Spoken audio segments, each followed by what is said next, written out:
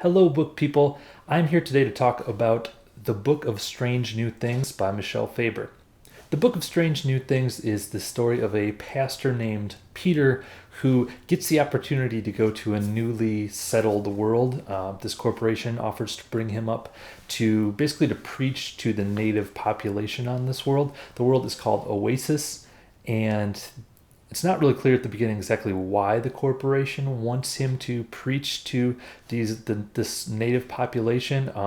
We find out that they do know something about Christianity and they want to know more about the Book of Strange New Things, which is what they call the Bible.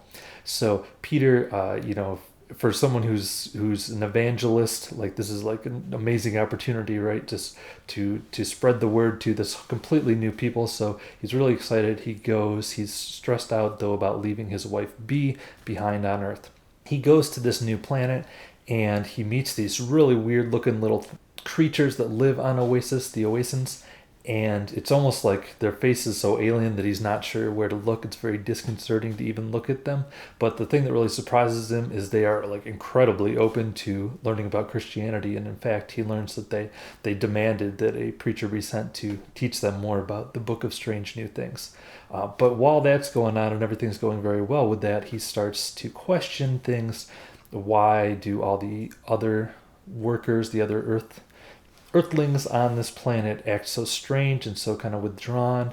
Why are the Oasins so eager to learn about Christianity? And then he starts getting messages from his wife B back at home about the terrible things that are going on. And he begins to question kind of everything based on the incredible, terrible things that are going on back on Earth.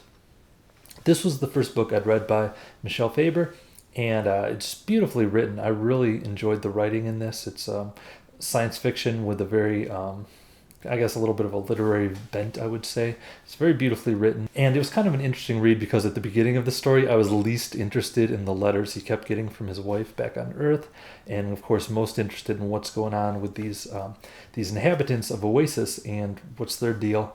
And as the story went on, I started to get more and more interested with what was actually going on back on Earth, and I started getting more drawn towards the relationship. All in all, I really did love this book. One thing that I really appreciated about it is that oftentimes, like religion in books is very much like a black or white kind of thing. I'm a Christian, and books that discuss Christianity at all, they kind of fall into one of two camps. Either they are explicitly like for and by and about Christians and sold in Christian bookstores, and the message of Christianity in the book is like more important than the story. So there's that camp, and then the other camp is a lot of times when religion is brought up at all in more mainstream books, it's oftentimes seen as a quirk of the character, or it's painted as something like always negative or something like that. So it's kind of rare to see in this book, like the religion aspect is very central to the book, but it's not like the cause of all the problems, and it's not the solution of all the problems either. It's just an important aspect of the story. It's not like painted as completely white or black. It's a nuanced look at religion, and I really appreciated that and liked that. And there's certainly other books that do it, but it's kind of a little bit rare to see religion portrayed in a way that's not doesn't have an agenda of making it look good or bad, in my opinion.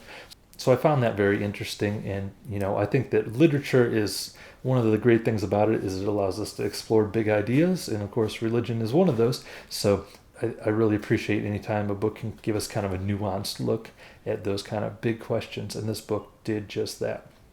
One of the big questions, of course, throughout the book is why are these Oasins so drawn towards the Book of Strange New Things? And I found it very powerful and kind of emotional when we finally found out.